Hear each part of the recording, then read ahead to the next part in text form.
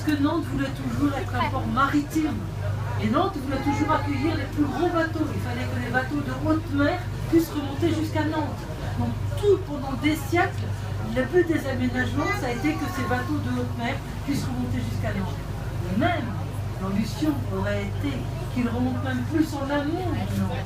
Et même avec le canal de Brouillard, pouvoir faire une jonction jusqu'à Paris.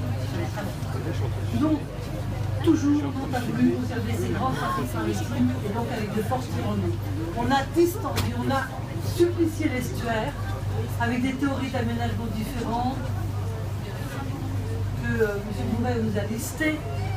Bien entendu, tout ça, ça a des conséquences énormes. D'abord, M. Bouvet vous en a parlé, la marée qui remontait jusqu'à Nantes, remonte à Nantes 37 km en amont de Nantes. Le sel, qui était la limite du sel, était à Cordemais, un tout petit peu plus en aval.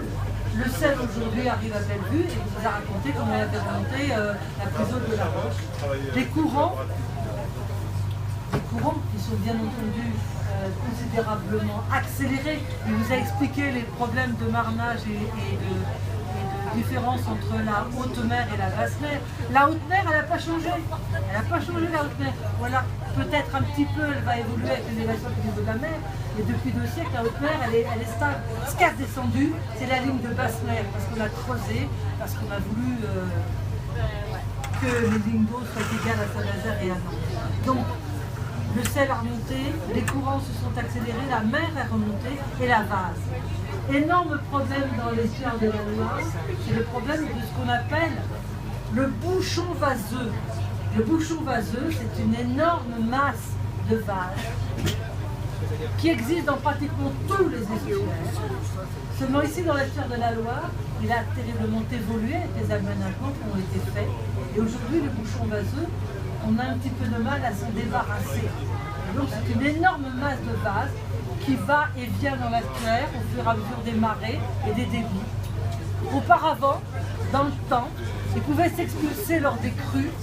Aujourd'hui, ce bouchon vaseux ne s'expulse plus et il reste captif avec les marées. Il remonte, il descend, il remonte, il descend, il se dépose sur les berges. Conséquence écologique importante, c'est que ce bouchon vaseux, c'est une accumulation de matière solide.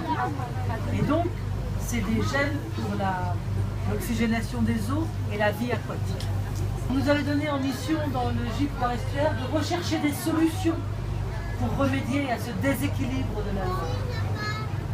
Le point numéro 1 des conclusions des études, au fur et à mesure des années, c'est qu'on ne reviendra jamais en arrière.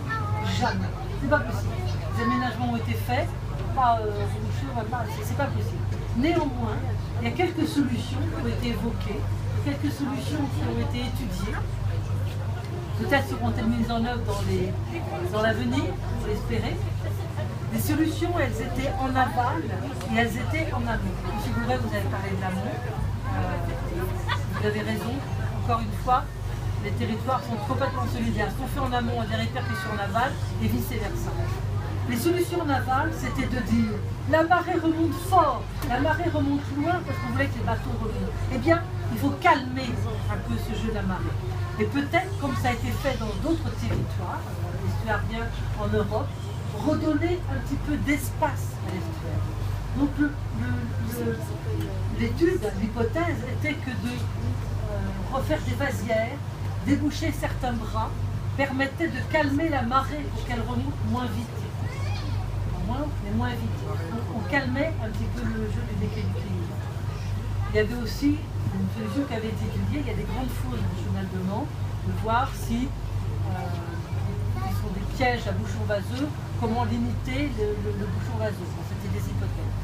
Et en amont de la Loire, ce que l'on connaît nous en aval, sur le sel, la marée, etc., eux, ils ont des conséquences écologiques énormes aussi, qui ne sont pas de la même nature.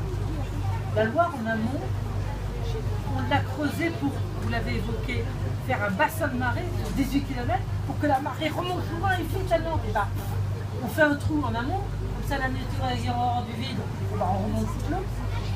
Et pour les extractions de sable.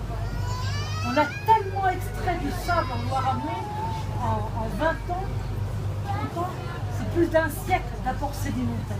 Et aujourd'hui, il y a très peu d'apports sédimentaires de l'amont, parce que ce qu'on a creusé en amont, on l'a croisé jusqu'à Orléans et dans tous les bassins mâchoires et les Loire. C'est interdit depuis 1984. Néanmoins, on a abaissé le lit de la Loire. On a tellement abaissé qu'aujourd'hui, la ligne d'eau est plus basse que le fond du lit il y a 100 ans. Donc on a déconnecté tout ce qui était la richesse de l'amont de la Loire, c'est-à-dire toutes les annexes hydrauliques, les bois, les bras morts. Conséquence sur toutes les poissons, vous imaginez la conséquence écologique que ça peut avoir. Pour aménager l'amont, parce qu'on voulait aussi un trafic fluvial.